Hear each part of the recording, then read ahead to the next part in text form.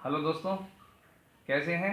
जैसा कि आप सब जानते हैं कि मैं अपने इस YouTube चैनल के ज़रिए आपको कानून के बहुत ही जो डे टू डे आपकी लाइफ में रोज़ रोज़ आते हैं उनके बारे में जानकारी लगातार देता आ रहा हूँ। मैंने अपनी एक पिछली वीडियो में आपको ये बताया था कि चेक कैसे लिखें, चेक लिखते वक्त हमें क्या सावधानियाँ बरतनी चाहिए।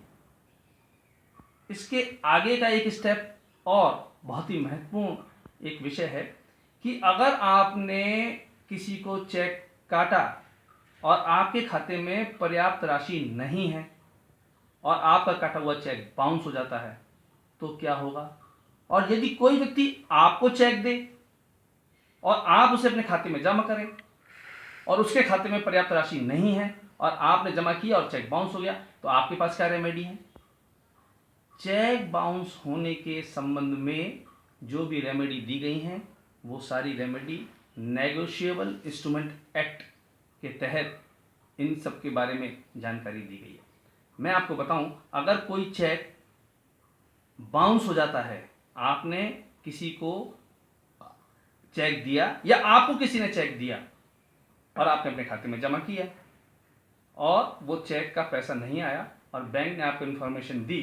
कि जो चेक आपने जमा किया था तो दूसरी पार्टी के अकाउंट में सफिशिएंट बैलेंस नहीं होने के कारण वो चेक बाउंस हो गया है, तो आपके पास क्या रेमेडी है। आप जैसे ही बैंक आपको वो सूचना दे, बैंक आपको सूचना देता है एक स्लिप के जरिए। उस स्लिप के अंदर मेंशन करता है कि किन कारणों से चेक बाउंस हुआ,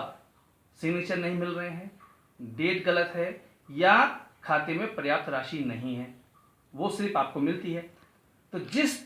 तारीख को वो स्लिप आपको मिली, मान लीजिए 1 तारीख को आपको वो स्लिप मिली, तो उस स्लिप मिलने के बाद पहला काम आप ये करें कि जिस व्यक्ति ने आपको चेक दिया है उसको फ़ोन करके या उससे मिलकर उससे बड़े आत्मीय ढंग से उस चेक के पेमेंट को करने के लिए कहें। मान लीजिए आपके अनुरोध करने के बाद भी वो आपका पैसा नहीं देता है या आपको दूसरा चेक इशू नहीं करता है, तो आपके पास 2 चरणों में रेमेडी है। पहले चरण में क्या करना है, जैसे ही जिस तारीख को बैंक ने आपको सूचना दी उसके 15 दिन के अंदर आप उसे एक लीगल नोटिस इशू करें नेगोशिएबल इंस्ट्रूमेंट एक्ट के सेक्शन 138 के तहत, कि 15 दिन के अंदर एक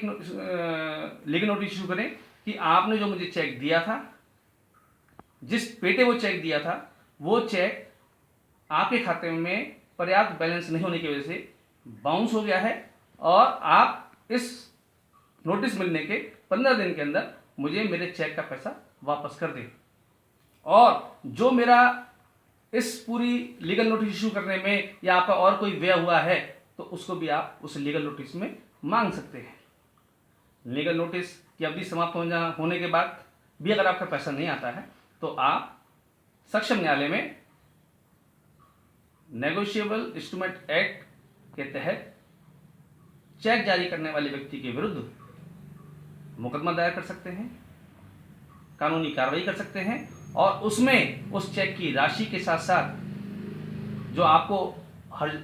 मानसिक क्लेश हुआ है, आपको मानसिक परेशानी हुई है, आपकी भागदौड़ हुई है, आपका जो पूरी न्यायालयीन जो आपने कार्रवाई की उसमें जो खर्चा हुआ है, उन सब की डिमांड आप उस मुकदमे में कर सकते हैं। उस केस में आप कोर्ट से, सक्षम न्यायालय से अपने आवेदन लगाकर